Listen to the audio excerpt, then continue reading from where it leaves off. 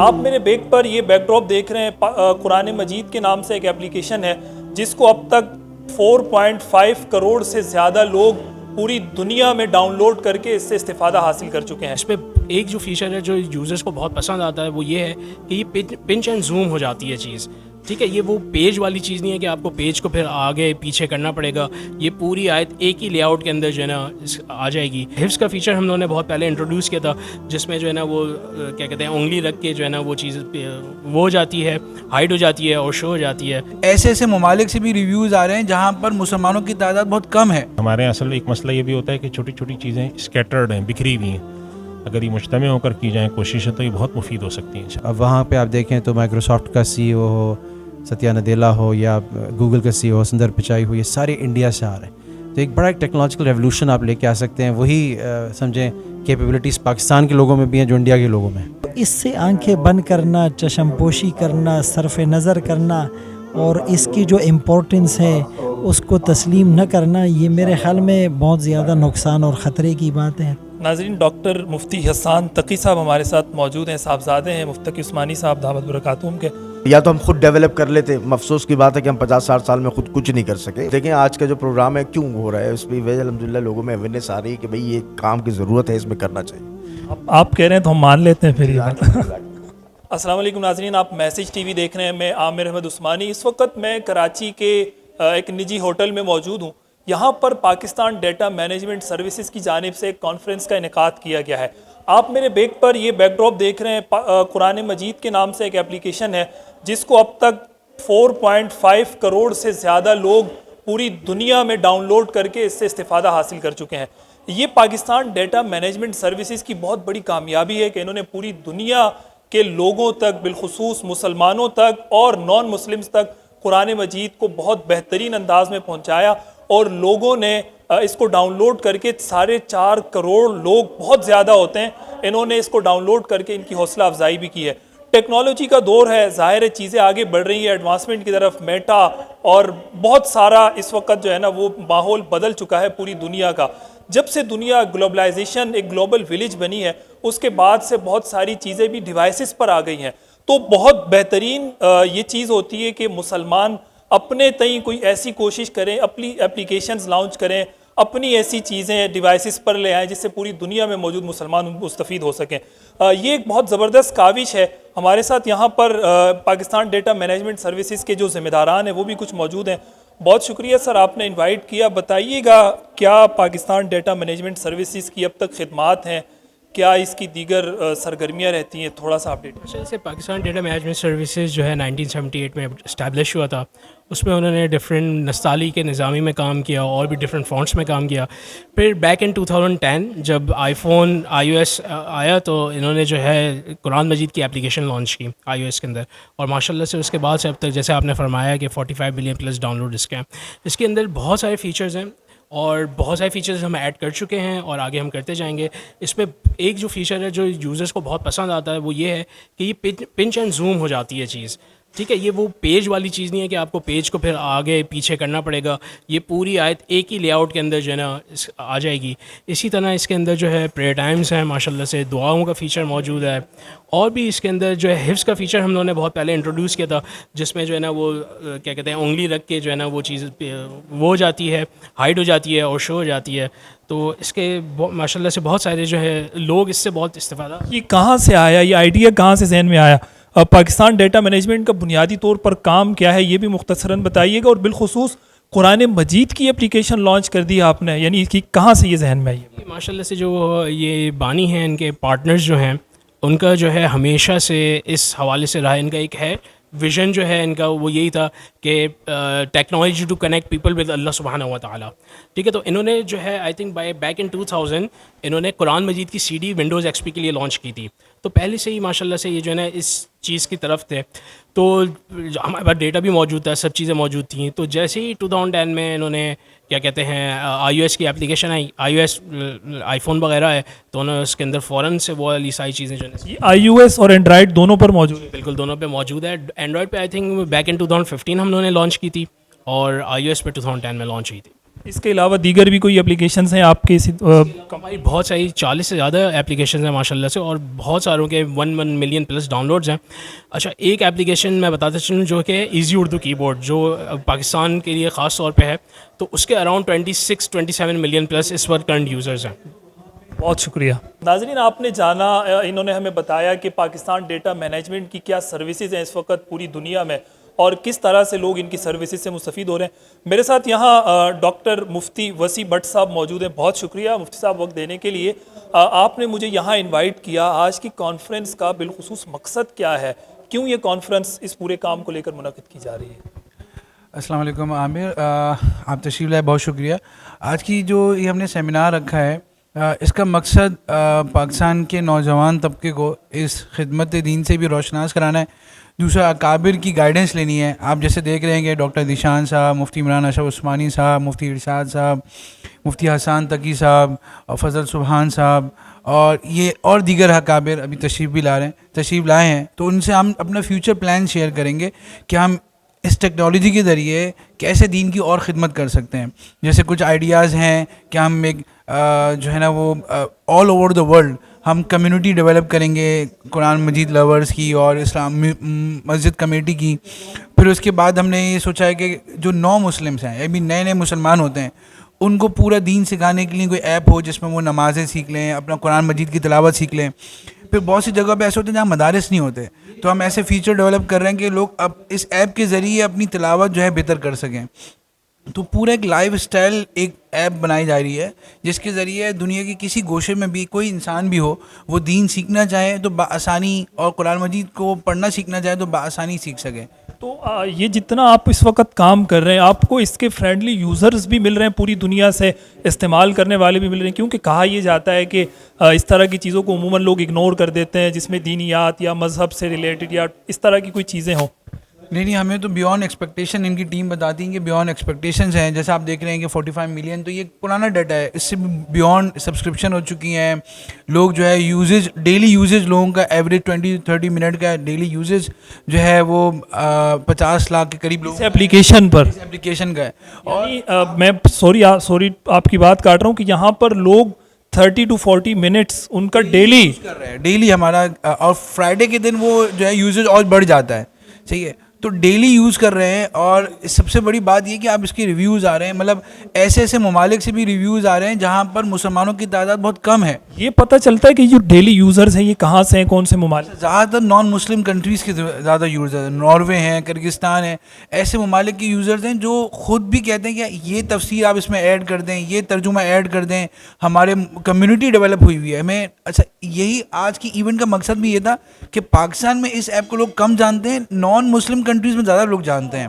تو ہم یہ چاہ رہے ہیں کہ پاکستان چونکہ مسلم کنٹری ہے اور 95% سے زیادہ مسلم پاپولیشن، تو یہاں کے لوگ اس کو جانیں اور یہاں پر جو ہے اس کی اپلیکیشن میں قرآن مجید کے علاوہ ایک تو یعنی اس میں قرآن موجود ہے، لوگ پڑھ سکتے ہیں، اور کیا کیا فیسلٹیز ہیں؟ تفسیر، ترجمہ، احادیث وغیرہ، کوئی صحیح بخاری؟ اس ایپ میں جیسے 50 کے قریب زبانوں کے ترجمے موجود ہیں. یعنی ایسی زبانیں جو شاید انٹرنیشنلی اویلیبل بھی اس کی جو ہے تفاسیر آن لائن نہ اویلیبل ہوں، ہم نے ان کو بھی جہاں سے ریویو آئے، جہاں سے ڈیمانڈ آئی، وہاں سے انہوں نے اس کے ترجمے اپلوڈ کر دیے ہیں. دوسرا ہے کہ اس میں کچھ جیسے علماء کرام جانتے ہیں کہ کچھ قدیم تفاسیر ہیں، روح المعانی وغیرہ، ان کو بھی اپلوڈ کیا گیا ہے. پھر اس کے بعد قبلہ ڈائریکشن ہے جس کو کلیم کیا جاتا ہے کہ بہت ہی زیادہ ایکوریٹ ہے. کچھ لوگوں نے مسجد نبوی میں، مسجد حرام میں جا کے بھی چیک کیا، مختلف اس کو جو ہوٹلس تھے وہاں جا کے چیک کیا، تو بہت ایکوریسی کے ساتھ بتا رہے تھے. پھر اس میں نماز کے ٹائمنگ کے آپ ریمائنڈرز لگا سکتے ہیں اپنے لیے، الارمس لگا سکتے ہیں. تو بہت ساری فیچرز ہیں جو ایک مسلم انکلائنڈ پرسن کو بہت سپورٹ کرتی ہیں. بہت بڑا صدقہ جاریہ ہے میرا خیال ہے ان لوگوں کے لیے جن لوگوں نے اس میں کوئی خدمت کی ہے یا کسی بھی حوالے سے. ہاں، بس یہی درخواست ہے کہ لوگ اس کو ایپ کو دیکھیں، اپنے ریویوز دیں. ہم یہ جو ٹیم ہے ان کی بہت فلیکسیبل ہے کہ اس کے ریویوز کی روشنی میں، ڈیمانڈز کی روشنی میں، سجیشن کی روشنی میں اس کو اپ گریڈ کرتے رہتے ہو. بہت شکریہ مفتی صاحب. ناظرین، آپ نے جانا کہ یہ ایسی اپلیکیشن ہے جس سے کروڑوں لوگ اس وقت پوری دنیا میں مستفید ہو رہے ہیں. تو یہ بڑی زبردست کاوش ہے ٹیکنالوجی کے اس دور میں بالخصوص کہ یہاں ایسے لوگ آج بھی موجود جو ان چیزوں کو پروموٹ کرتے ہیں اور اس کے ذریعے پوری دنیا میں موجود مسلمانوں تک اویئرنیس پہنچاتے ہیں, ان تک قرآن کی خدمت پہنچا رہے ہیں, قرآن ان تک پہنچ رہا ہے. جیسے مفتی صاحب نے کہا کہ اس کے زیادہ تر جو یوزرز ہیں وہ بیرون ممالک سے ہیں, نان مسلم کنٹریز سے ہیں, تو میرا خیال ہے بہت بڑی خدمت ہے. کچھ یہاں پر دیگر حضرات بھی موجود ہیں, موقع ملے گا تو ان سے بھی کچھ گفتگو کر کے آپ تک پہنچائیں گے. مفتی صاحب بتائیے گا, پاکستان ڈیٹا مینجمنٹ سروسز کی آج کی اس کانفرنس میں آپ نے کیا دیکھا ہے؟ ٹیکنالوجی کا دور ہے, کس طرح سے یہ کام پاکستان کا نام آگے روشن ہوگا اس حوالے سے؟ جی الحمدللہ, دو باتیں اس میں نے ابھی عرض بھی کی تھیں. ایک تو یہ خوشی ہوتی ہے کہ پاکستان کی ایک پرانی کمپنی, یہ بھی ہم نے آج معلوم ہوا کہ 70s میں قائم ہوئی تھی, ایک ایسی کمپنی اور جس کے قائم کرنے والے لوگ ماشاءاللہ دیندار ہیں. انہوں نے اس فکر کو کیا تو اردو کی خدمت کی, قرآن کریم کی خدمت کی, دعاؤں کے حوالے سے کر رہے ہیں, بہت سارے پروگرام ڈیولپ کر رہے ہیں. تو ایک تو یہ خوشی ہوتی ہے کہ پاکستان کے ہمارے سرکردہ. دوسری بات یہ ہے کہ دین کی خدمت کے حوالے سے قرآن کریم کے اوپر کام کرنا, دعاؤں کے حوالے سے کہا, بچوں کے حوالے سے کہا, اسلامی یوٹیوب کے حوالے سے بات رکھی.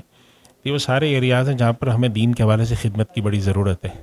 اور میں یہ سمجھتا ہوں کہ ہمارے جتنے بھی ایسے ادارے ہیں جو اس فیلڈ میں کام کر رہے ہیں, وہ ان کے ساتھ کوارڈینیشن کر کے اگر چلیں تو یہ بہت اچھا ایک بہترین خدمت ہو سکتی ہے مسلمانوں کے لیے, اور خاص طور پہ ہمارے ملک کے حوالے سے بالخصوص یہ بات بہت زیادہ کہی جاتی ہے کہ ٹیکنالوجی میں بہت پیچھے ہیں اور پڑوسی ممالک اور دیگر لوگ بہت زیادہ آگے نکل گئے ہیں. تو اس پورے میں کہیں نہ کہیں کاؤنٹر کرنے کے لیے اس چیز کو سامنے رکھا جا سکتا ہے دنیا. جی بالکل ہے, یعنی کہ یہ تو بات صحیح ہے کہ دوسرے دنیا کے جو ہمارے ممالک ہیں خاص طور پہ وہ آگے ہیں ہم سے, پڑوسی بھی.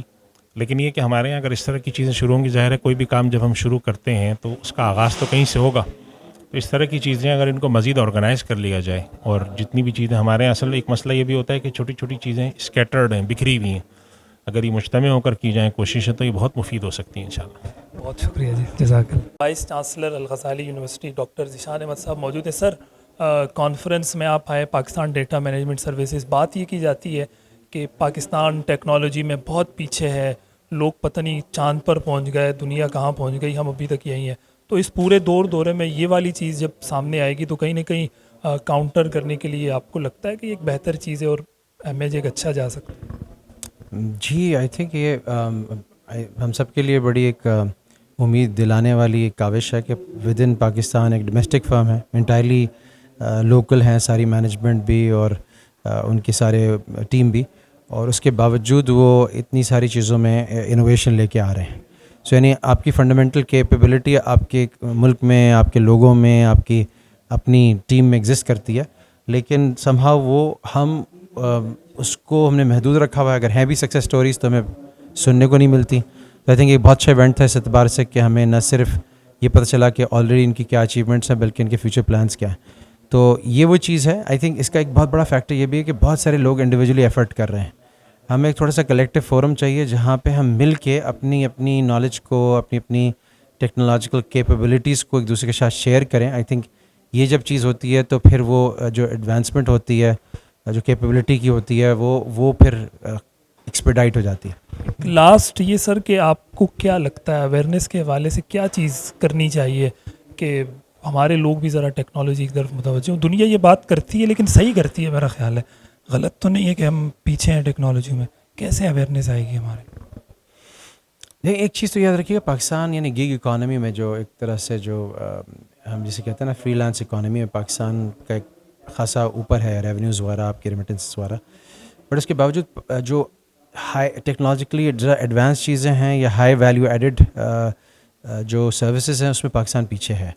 اور اس کی وجہ یہ بھی ہے کہ ہماری مسئلہ یہ ہوتا ہے کہ ہماری جو اپرچونیٹی کاسٹ نا, وہ گرافک ڈیزائنر بن گیا, سرچ انجن آپٹیمائزر بن گیا, وہ تھوڑا سا کانٹینٹ اس نے ٹھیک کر لیا, ویب سائٹ ڈیزائن کر, لیکن یہ اب آگے کے اسکلز جیسے فار ایگزامپل انڈیا ہے, دوسرے کنٹریز ہیں, وہ ٹیکنالوجی میں ایڈوانس اسکلز پہ جا رہے ہیں. وہ یہاں پر پتہ چلا جی $3 $4 گھنٹے کے لے رہا ہے, وہ $20 $25 گھنٹے کے لے رہے ہیں. سو آئی تھنک ایک بڑا رول جو ہے نا ایجوکیشنل انسٹیٹیوشنس کا اس کے اندر, اور ہم اسی تناظر میں جو GU ٹیک ہے, غزالی یونیورسٹی فار ٹیکنالوجی, جو الغزالی یونیورسٹی کا پارٹ ہوگا, سو اس کے اندر یہی ایک چیز کنسیو کر رہے ہیں کہ کس طرح سے جیسے IITs نے یہ انڈیا کے اندر احمد آباد میں, بنگلور میں بالکل ایک نیریٹو بدل دیا. اب وہاں پہ آپ دیکھیں تو مائیکروسافٹ کا CEO ہو, ستیا نڈیلا ہو, یا گوگل کا CEO سندر پچائی ہو, یہ سارے انڈیا سے آ رہے ہیں.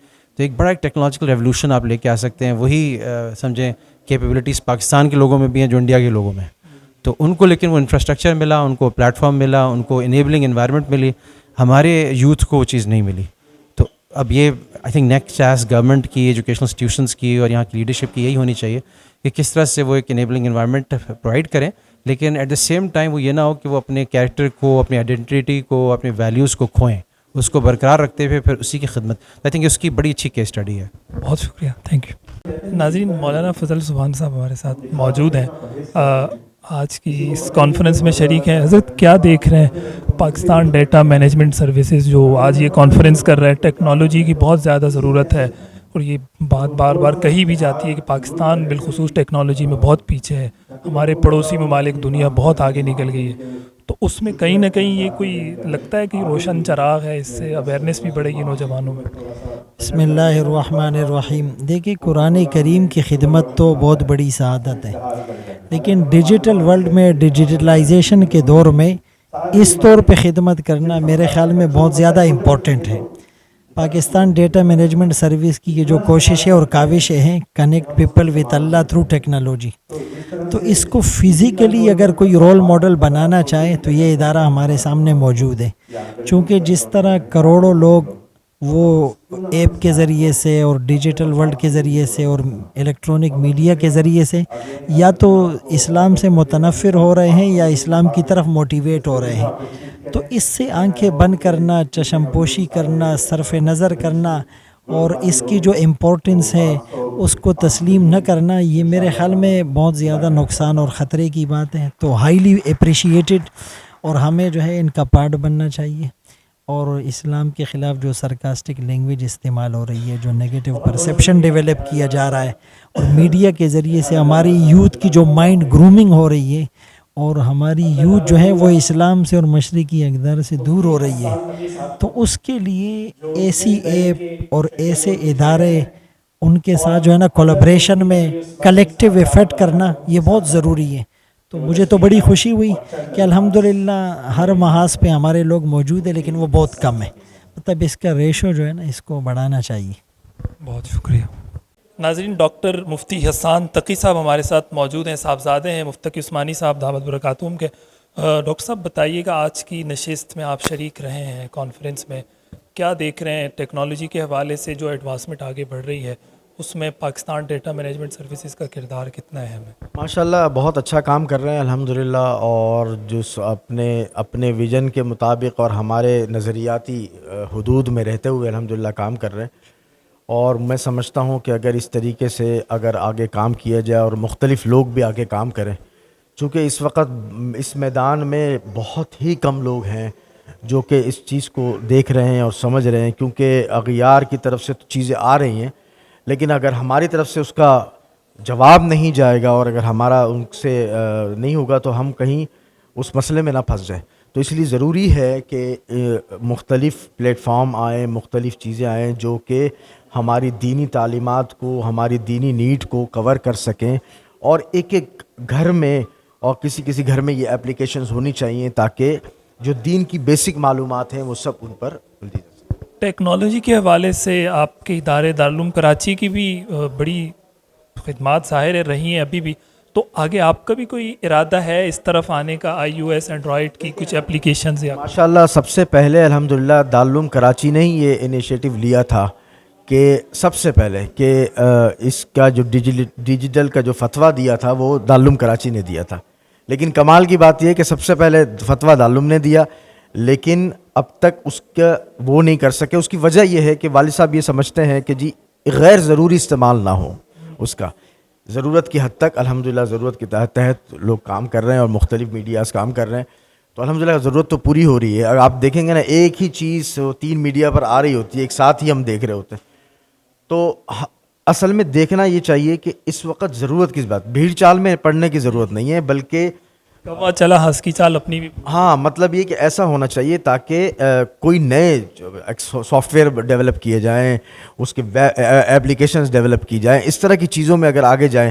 اب یہ نہ ہو کہ ایک میڈیا تو چل رہا ہے آلریڈی, دوسرا میڈیا بھی کھول دیا, تو وہ ہمارا مطلب یہ کہ اس سے وہ مقصد حاصل نہیں ہوگا. پڑوسی ملک ہمارا بہت آگے نکل گیا ٹیکنالوجی میں, گوگل کا سی ای او بھی سندر پچائی ہے, دیگر چیزیں بھی آپ دیکھیں تو بڑا ہماری طرف سے بڑا جو ہے نا سستی آپ سمجھیں, اویئرنیس کیسے پھیلائیں گے بالخصوص ہمارے نوجوان طبقے میں, چاہے وہ کالج یونیورسٹیز کا طبقہ ہو نوجوانوں کا یا مدارس کا ہو, بالخصوص مدارس چونکہ آپ کا تعلق. ہر پلیٹ فارم پہ ہم بات کریں گے کہ بھائی دیکھیں دین کا یہ میسج انہوں نے ایک چیز بنائی, فیس بک انہوں نے بنایا, اب اس کو استعمال کیسے کرنا ہے ہم نے اس کا جواب انہی کی بنائی ہوئی چیزوں کے ذریعے سے دینا ہے. تو یہی لوگوں میں اویئرنیس پیدا کرنی ہے. اگر ہم بہہ گئے ان کی اس چیزوں میں تو ہم تو کسی کام کے نہیں رہیں گے. تو ہمیں اسی پلیٹ فارم پہ رہتے, یا تو ہم خود ڈیولپ کر لیتے. افسوس کی بات ہے کہ ہم 50-60 سال میں خود کچھ نہیں کر سکے, جیسا کہ اندر بات ہو رہی تھی. لیکن ہمیں کیا کرنا چاہیے کہ ہمیں یا تو چیزیں ڈیولپ کرنی چاہیے, یا اسی طریقے سے اگر اب نہیں کر سکتے تو جو ان کے پلیٹ فارم ہے اپنا جو صحیح قرآن مجید کا میسج ہے, حدیث کا میسج ہے, فقہ کا میسج ہے, وہ ان پلیٹ فارم پہ زیادہ سے زیادہ آئے. چلے اب تک تو ہم نے نہیں کی, آگے امید کر سکتے ہیں, امید پہ دنیا قائم ہے. انشاءاللہ بالکل امید پر دنیا قائم ہے اور لوگ لگیں گے. دیکھیں نا لوگ مختلف, اب دیکھیں آج کا جو پروگرام ہے کیوں ہو رہا ہے, اس پہ وجہ الحمدللہ لوگوں میں اویئرنیس آ رہی ہے کہ بھئی یہ کام کی ضرورت ہے, اس میں کرنا چاہیے. آپ کہہ رہے ہیں تو ہم مان لیتے ہیں پھر یہ بات.